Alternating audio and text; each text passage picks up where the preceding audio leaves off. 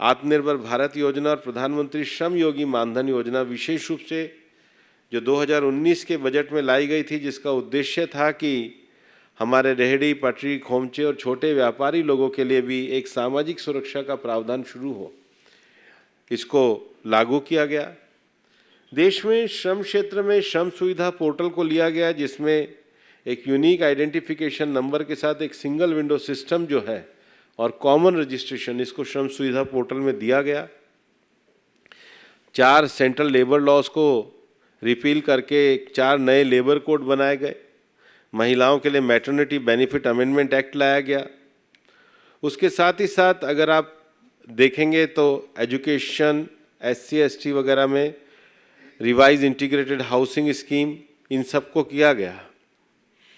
ESIC जिसके माध्यम से हम देश में लगभग इस समय 3 करोड़ 10 लाख IPs को हम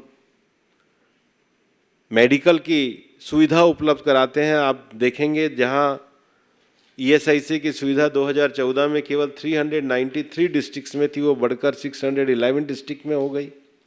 IPs की संख्या जो 2 करोड़ 3 लाख थी, वो बढ़कर 3 करोड़ 10 लाख हो गई।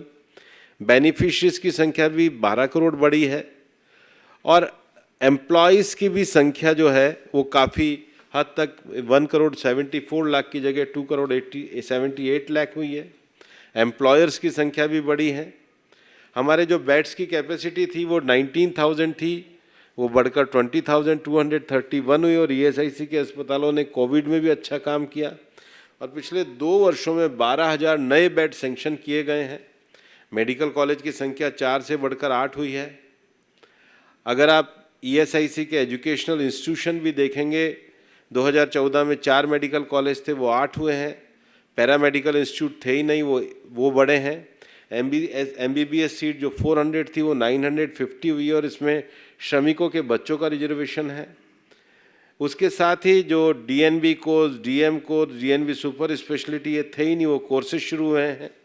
BDS की सीट 50 से बढ़कर 124 हुई और हमारा जो रोहिणी का BDS कॉलेज है वो जो आपकी रैंकिंग है उनमें भी one of the best college है। VDS में नर्सिंग सीट की संख्या बढ़ी। पैरामेडिकल की सीट्स जो पहले होती नहीं थी उनको बढ़ाया गया है। EPFO में भी जहां पर 1 करोड़ 58 लाख मेंबरशिप थी, वो बढ़कर के 2 करोड़ 77 लाख हुई है। इस बात को दर्शाता है कि 2014 के बाद संगठित क्षेत्र में रोजगार बढ़े हैं, इसी कारण EPFO के नए मेंबर्स की रजिस्ट्रेशन की संख्या बढ़ी है। क्लेम सेटलमेंट, एस्टेब्लिशमेंट और रेट ऑफ इंटरेस्ट भी हम सब विषयों के बाद भी रेट ऑफ इंटरेस्ट को 8.10 इस वर्ष हमने किया है। EPFO में universal account number, E passbook, transparent computer generated inspection system और उसी के साथ डिजिटल लाइफ सर्टिफिकेट को शुरू करने का काम किया है।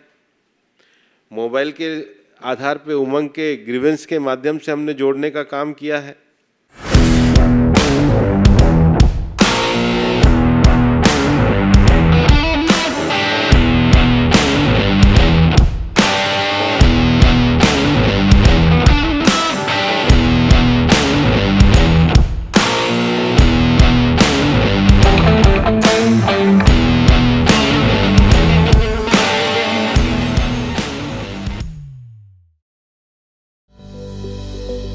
Welcome to K-Mall, a premium project by Kaleen Group. K-Mall is in the heart of Kolkata's electronic, garment and lifestyle hub, Khidirpur. K-Mall, which is designed as a world-class mall, is the outcome of endless effort of our experts, combined with modern superb techniques and new age design.